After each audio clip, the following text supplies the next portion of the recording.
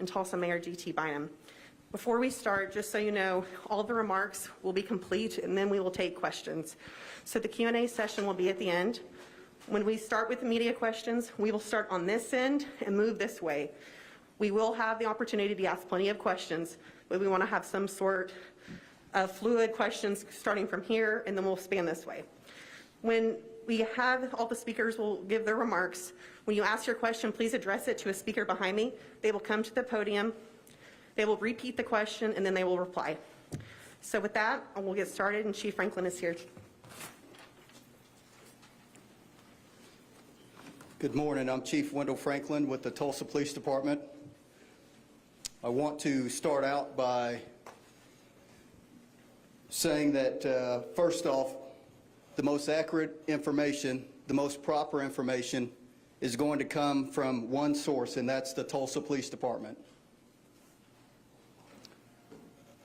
We at the Tulsa Police Department, we grieve with the families after this senseless tragedy. We grieve with the co-workers, and we pray. We pray because we all need prayer. I cannot begin to thank the men and women of the Tulsa Police Department for the immediate response that they had to the incident yesterday. Our training led us to take immediate action without hesitation. That's exactly what officers do, and that's what they did in this instance. They had the right mindset framed and went into action and did a tremendous job. The other first responders that came to the scene, the Tulsa Fire Department, Oklahoma Highway Patrol, Tulsa County Sheriff's Office, the St. Francis Security Team, the Federal Bureau of Investigation, Alcohol, Tobacco, and Firearms, United States Marshal Service, Tribal Police, and other federal and local agencies all responded and descended upon 61st and Yale yesterday. This was not done. This was a coordinated effort. It was not done haphazardly. I also have to thank the dispatchers and call takers at our 911 center that reacted as they were trained. Law enforcement across the nation is dealing with increased violence among people.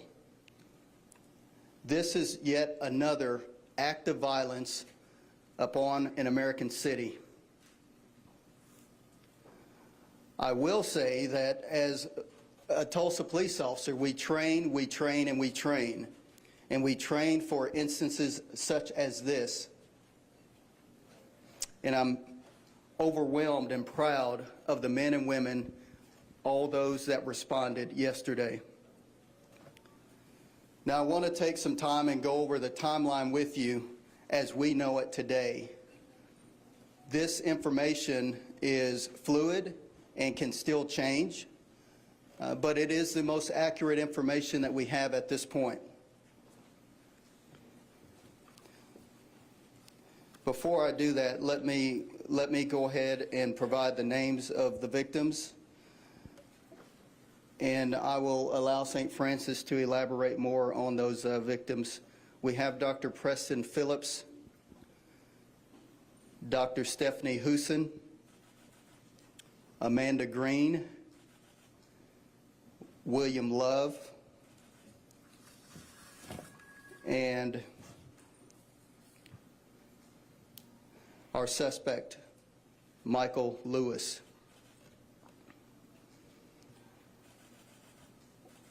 On May 19th,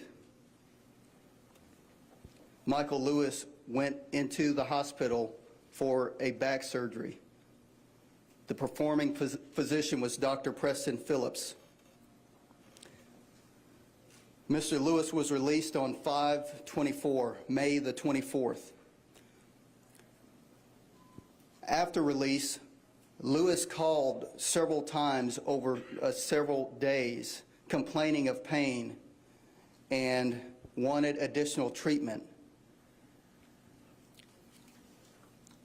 On May 31st, Dr. Phillips saw Mr. Lewis again for additional treatment. Yesterday, June the 1st, Lewis called Dr. Phillips' office again complaining of back pain and wanting additional assistance.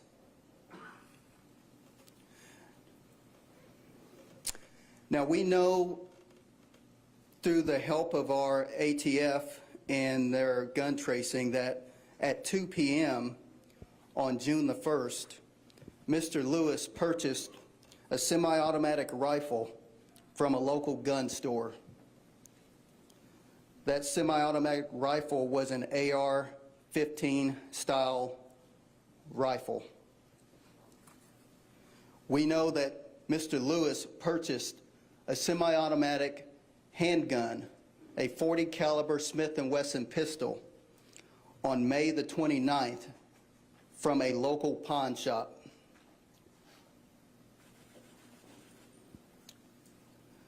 I now want to go into the shooting timeline.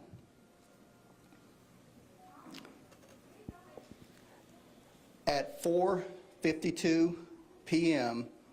on June the 1st, a third party who was on a video chat off location with an on-location doctor called 911, saying the doctor told her to call 911, saying there has been a shooting. At 4:53 p.m., we received a 911 call about a shooter in a building. We then continued to receive multiple calls that were more specific on a shooter being on the second floor of the Natalie building on the campus of St. Francis Hospital. At 4:55 p.m., a person called and clarified the Natalie building as the scene of the shooting. The first Tulsa police officers arrived 1 minute later at 4:56 p.m. I want to give some context on the Natalie building. The Natalie building is a 5-story medical office building with numerous offices, rooms, hallways, and so forth. It is an exceedingly complex environment. A tactical situation for an officer to deal with is pretty complex. Officers entered the building on the first floor and made their way to the second floor based on the information they received. While on the second floor of the vast building, officers began yelling, "Tulsa police." This is something that we train to do. As officers were calling out Tulsa police and advancing towards a suspect location, they heard a gunshot. We believe that was the final gunshot, with the suspect taking his own life. The gunshot was at 4:58 p.m., approximately 39 seconds after the first officers entered the building. As officers started clearing the building, they came across a victim that was down in the exam room. Officers requested IMSA to the floor and continued searching for the suspect. This victim later died at the hospital. We found the suspect, and we rescued a female who was hiding under a desk at the suspect's foot. She was there when the suspect took his life. She did not appear to be injured. Officers rescued that victim who was hiding under a desk, but officers also located another deceased victim next to the shooting suspect. Officers continued to search the building for victims or additional suspects and came across another victim that was down in an open area near a nurse's station. At this point, officers began directing first responders, IMSA, and fire to those victims to render first aid. Again, this is something that we work cooperatively with, and we can go into what we call a hot environment with medical personnel and fire personnel and start rendering aid. In that same room, the victim was at, officers also rescued an elderly female that was in the room. As officers continued to clear the building, they located Dr. Phillips deceased in an exam room. As officers continued to clear the building, they removed multiple witnesses and victims and escorted them from the building. As more officers arrived on scene, we began a methodical search of each floor of the 5-story structure, looking for witnesses and/or victims. Thus far, we have recovered 30 .223 casings from the crime scene. We have also recovered 7 .40 caliber casings from the crime scene. We have also found a letter on the suspect which made it clear that he came in with the intent to kill Dr. Phillips and anyone who got in his way. He blamed Dr. Phillips for the ongoing pain following the surgery. At 5:24 p.m., we received a call from the Cherokee County Sheriff's Office, and that dispatcher told us a woman on the line whose name they did not have called saying that her husband had killed several people at Dr. Phillips' office.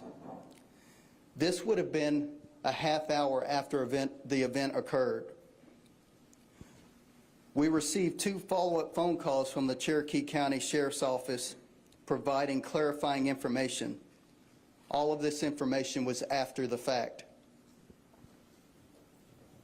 Once the scene was secure, the Tulsa Police Homicide and Crime Scene detectives began working the scene. They continued work until 3 a.m. this morning. We have now turned that scene back over to the hospital staff at St. Francis. I cannot emphasize enough that we train rigorously over and over and over again for not if, but when, because we have seen the violence that has taken place throughout the United States. And we would be naive not to think that that would not happen in our jurisdiction. So again, to the men and women of the Tulsa Police Department, Oklahoma Highway Patrol, all of the surrounding jurisdictions that descended upon the scene yesterday, I offer a heartfelt thanks, and I hope that each and every citizen that sees an officer today thanks an officer today, because this job is hard. It is difficult.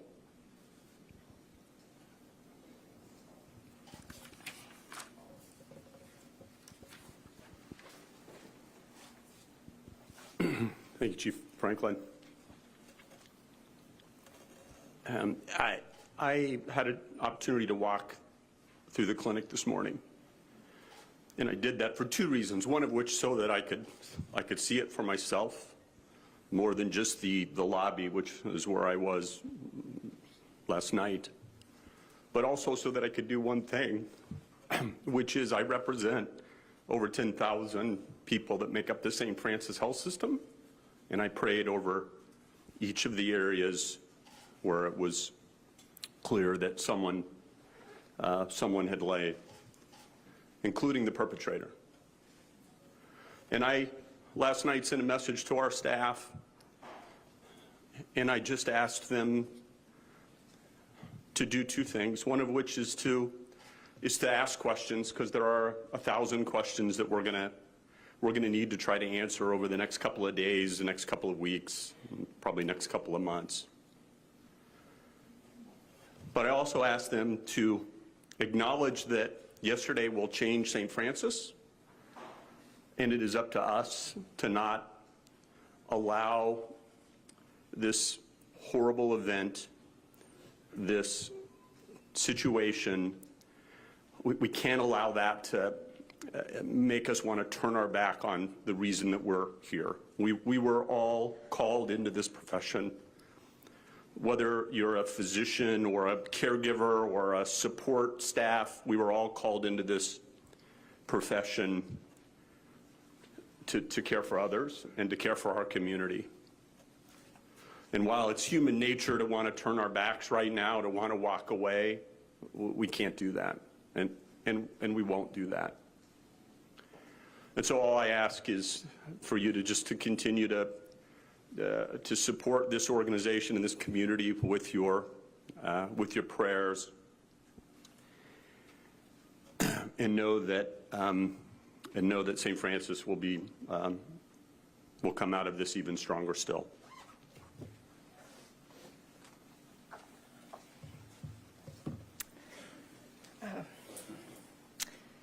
I'm struggling with the right things to say in this moment, and maybe that's because there's truly not any right thing to say.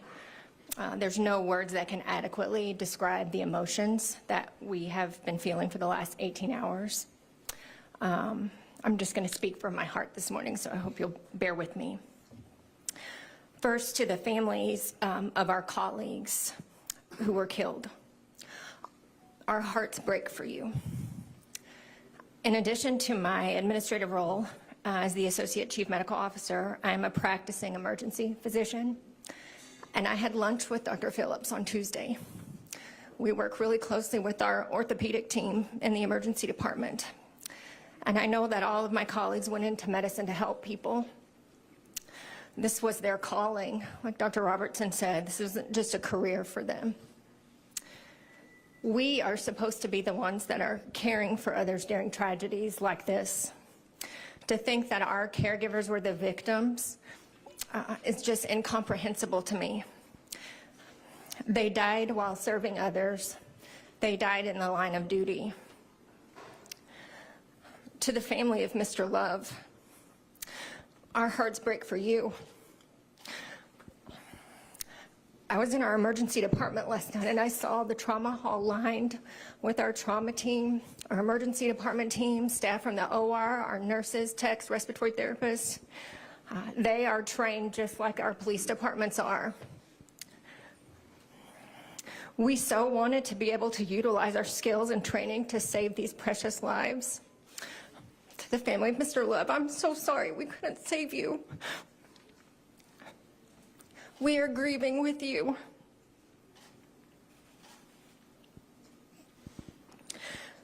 When I woke this morning, I really just wanted this to all be a bad dream, but this is the reality of our world right now. And today our world and our St. Francis family are devastated. We were just starting to process the grief and emotions that being on the front line of a pandemic had left with us, and now this tragedy. But I will reiterate what Cliff said. Our job is to help and heal. And we are here to do our job, even if it's with broken hearts. On behalf of our medical staff, I would like to thank our security team and all of the first responders who, without hesitation or fear, were on scene to do what needed to be done. In the emergency department, we have a special relationship with our first responders. We work very closely with our police department, with IMSA and our other EMS agencies. They are part of the team, and we work with them on a daily basis. So thank you for being here for us in our time of need. Thank you for being here when we needed you. Thank you for all you do to serve our community. We have all asked for prayers, and I will reiterate that. Whatever faith you subscribe to, and even if you don't subscribe to a faith, I will tell you that a prayer is just a solemn request for help. And I think we could all agree that our world needs a little bit of help right now. I want to leave you with the prayer that's been on my heart since last night. Lord, I see a world that's dying, wounded by the master of deceit, groping in the darkness, haunted by the years of past defeat. But then I see you standing near me, shining with compassion in your eyes. Jesus, shine down on us. Let your love shine through us in the night. Lord, we want to be your witness. You can take what's wrong and make it right. Thank you.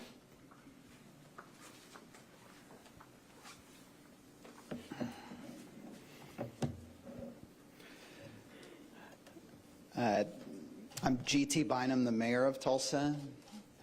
I want to start, I think one of the really important takeaways from the very detailed breakdown that Chief Franklin provided us today is just how many agencies and entities have lent their expertise to this response. And I want to thank a number of people who are here today to show their support for this team at St. Francis. Our Congressman Kevin Hearn, thank you. Our Sheriff Vic Regalado, my colleagues from the Tulsa City Council, Councilor Lake and Councilor Patrick, Dodson, and Fowler, thank you. I've been contacted by the President's administration offering their support. Spoken with Governor Stitt.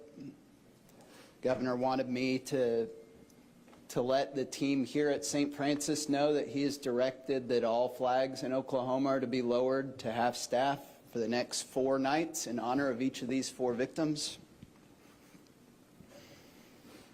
And I really want to thank the first responders yesterday.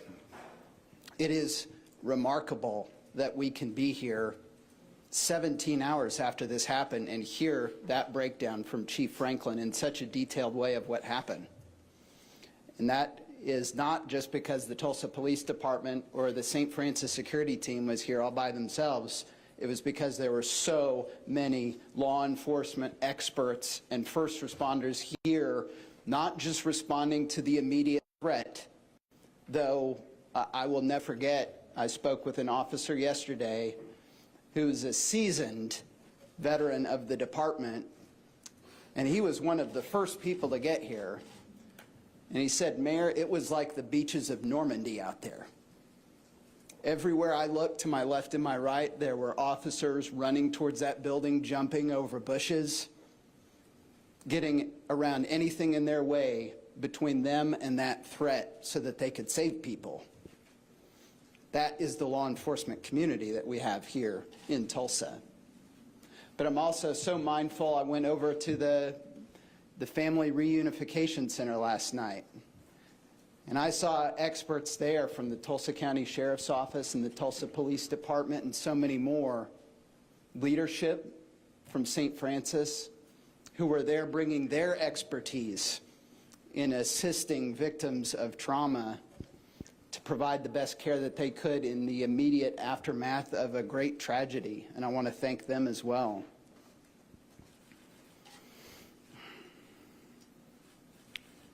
Our focus right now is on grieving. The shooter is dead. The threat that he brought to this campus, that has been ended yesterday. But the days ahead of us and the weeks ahead of us, it is so important for this community to show the team here at St. Francis how much we love you. And I want to thank all of you for coming to work today.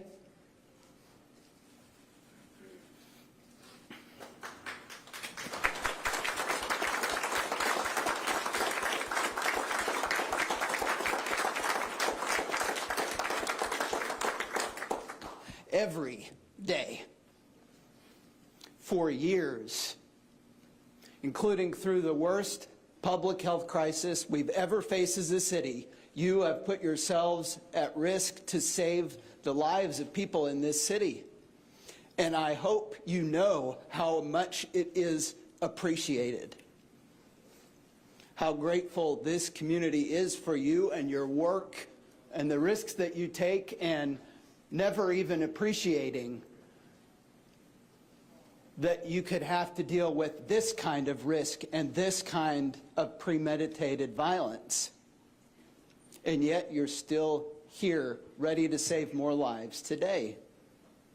This is a remarkable group of people that work at the St. Francis Health System. And so I want to ask my fellow Tulsans, in the days and weeks ahead, And that's the two things I've been asked the most in the last 17 hours. One, people wanting to know the details of what happened and why it happened. Well, I think thanks to the law enforcement collaborative effort, we have a very clear understanding of that at this point. But even more than that, people want to know what they can do to help. We now know who the victims are. There will be a time to memorialize them and to show our support for their families individually. But we also know that our community needs to rally around the heroes who work at the St. Francis Health System. I speak on this as the CEO of another large organization that went through great tragedy in the last few years. I can tell you that individually, on an individual basis, when you say we would really like people to donate to a fund, or we want everybody in town on Friday to wear pink, when there's a memorial service, we want people there lined up outside. Any one of those individual things can sound like it's not enough to compensate for the loss, and it's not.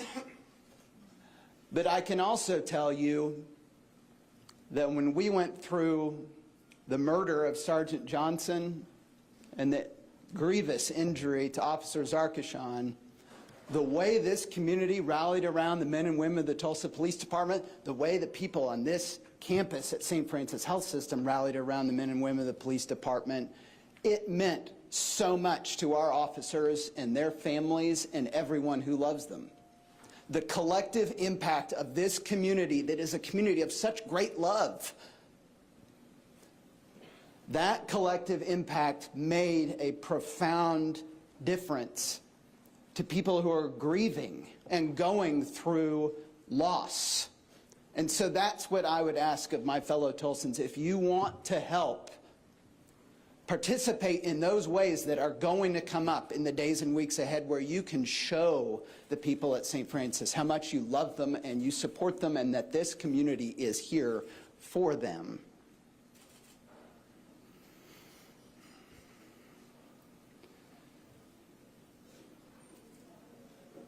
I just want to say, lastly, on behalf of everyone in this community, it isn't enough to tell the team at St. Francis how much we love you and how grateful we are for you. There is nothing that we can say that will make this pain go away. But we will be here with you to walk with you through that process every step of the way. Have no doubt about that. Thank you.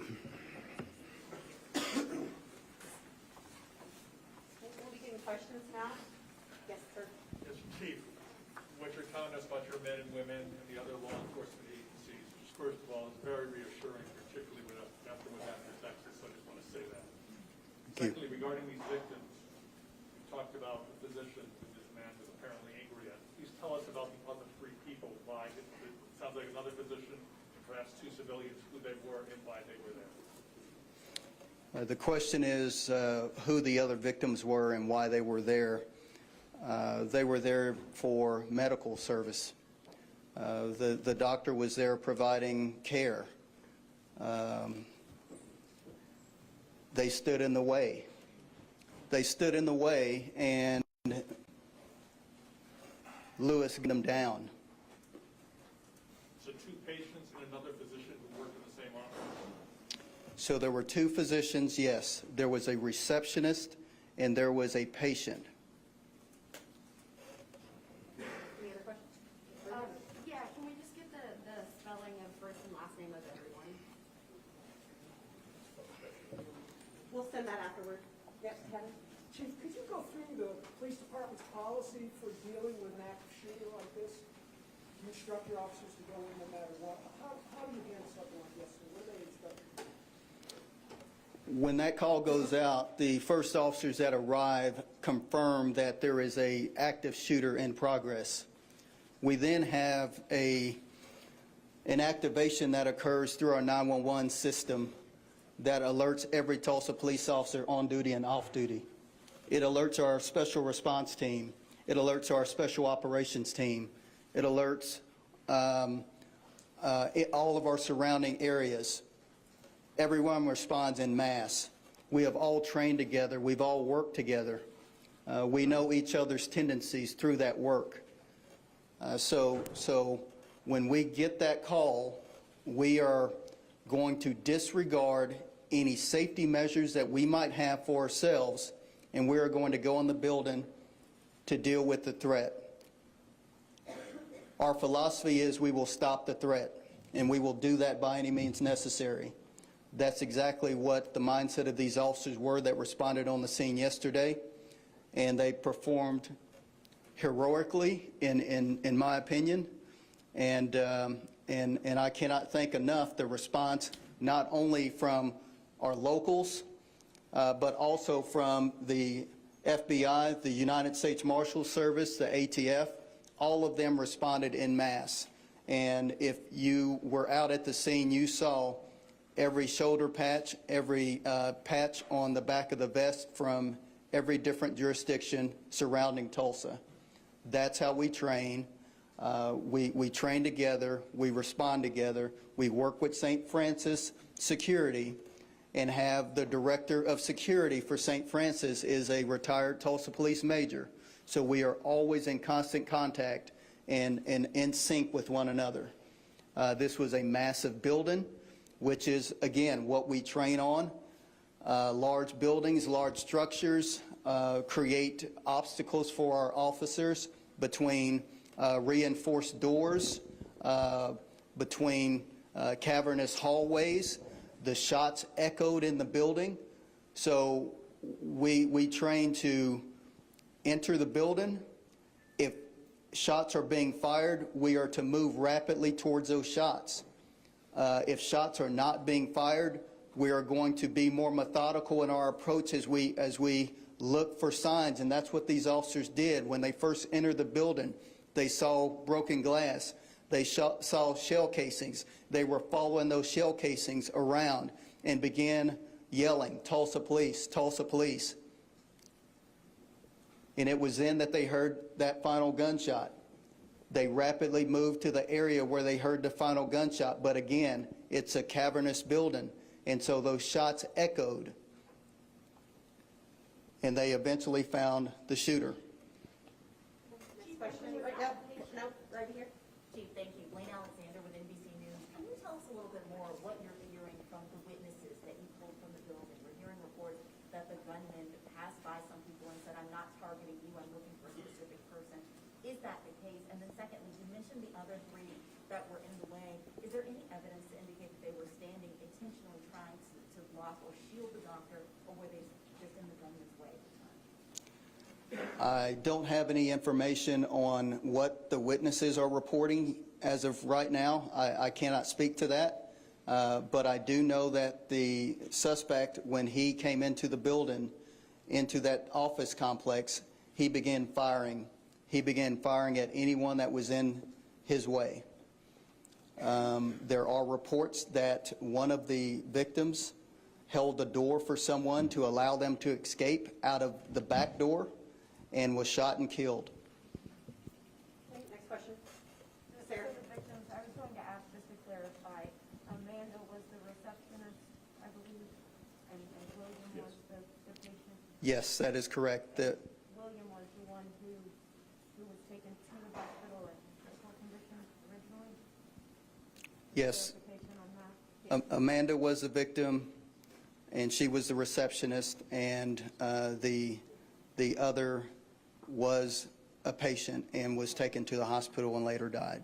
And building on that, just one more question. Can you give us an update on any other victims that were wounded and may still be in care, or give us some information on that? Because I know there's been conflicting information coming forward too. Okay, the question is if there are any additional victims that are wounded or in care at this moment, and I don't believe that there is at this moment, so that should quash that rumor. Okay, next. Yes. Can you talk about how the shooter actually got in the building and how he got to the second floor? Did he take an elevator? Did he take stairs? The question is, how did the shooter get to the second floor? The Natalie building has a parking garage attached to it with a second floor entrance. The suspect parked on the second floor of the building and entered through that second floor entryway and worked his way into the building. Any questions? Yep. Yes. Around the same time this happened, we got a release from Muskogee PD about a bomb threat that you guys had tipped them off by. Is that connected to this at all? The question is about a bomb threat that came in through Muskogee Police Department. That did come in. We are still working to determine exactly how that came in. We do know that there was a response in Muskogee towards a bomb call. I believe it was at the suspect's residence, but we are still working through that portion to determine exactly what transpired there. Any questions here? Yes. in there. When we talked before, you said that the gun control measure you support is locking up guns. Yet here we are. It's been a terrible season of gun violence in Tulsa. Do you support even a basic red flag law, any background check, anything like that? The question is on gun legislation and what I support. I will tell you this. I go out and I execute the law. There are legislators that legislate the law, that create the law. And I am more than happy to work with legislators if they want to bend my ear from a law enforcement perspective and ask what we need. I am more than willing to sit down and provide that information to legislators. Thank you, Chief. Next question. Yes, in the back.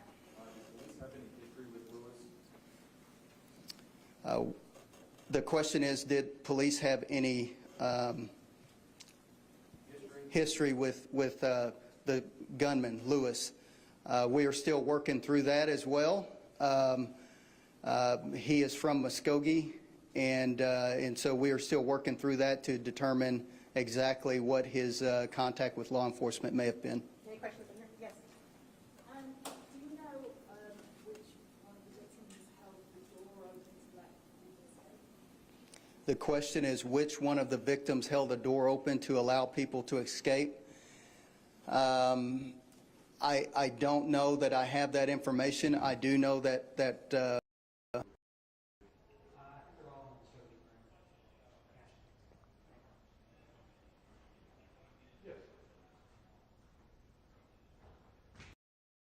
Yes, Russell. You said that the shooter wanted additional help from this surgeon. Are we talking about, did he want drugs? Was he trying to get more medication? Was this an opioid situation, or do you know at this point? the question is whether or not the victim wanted additional help in the form of drugs from the medical doctor, and that is information that what we currently know is that Lewis was in pain. Lewis expressed that he was in pain and was not getting relief, and that was the circumstance surrounding this entire incident. So we will continue to develop this investigation and release information regarding more intricate details such as that. Quick follow-up. Last night, the officers on the scene told us there were additional gunshot injuries. And you're pretty specific that nobody's being treated right now, but were other people injured by gunfire during the incident? The question is, were other people injured by gunshots regarding this incident? All of the additional victims were treated and released. So there were additional victims, just to be clear. There were additional I'm so sorry. Yes, There were some additional wounded patients, but that is private information, obviously, and they were treated and released from the emergency department. Can you say how many? I don't have that number right now. From gunshots or from the chaos? I don't have that information right now.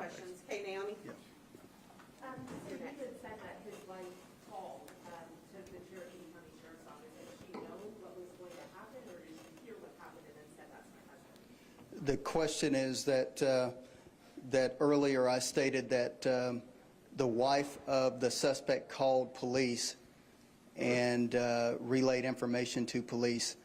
The information that we currently have is that she did not know what was going to take place, but that he contacted her either before the shooting took place or during the shooting and to let her know what he had done. Okay, Rick, I have a logistical question, and I got a, who's it for? well, St. Francis. Okay. If there's donations or anything, where do you want people to drop off these items? I mean, obviously the community agrees by leaving flowers and things like that. So the question was about community support and where would we want donations and other things left. I would say, let me answer this in two ways. First of all, St. Francis is a family and we will take care of our own. But we also recognize the need both locally and quite frankly nationally to support the victims and the families of the victims in St. Francis. And so the Tulsa Community Foundation has a fund that it was already in existence for us, an employee assistance fund. And so we'll make that link available for folks that feel the need to contribute to these families and to the organization. And we just, that's really the only, I would say, official place for folks that want to do something to care for those that have been impacted by this situation. But while you're up there, I'm looking at Dr. Phillips's resume. This is impressive. Can you talk about his talent? Tell us who this man was to this organization.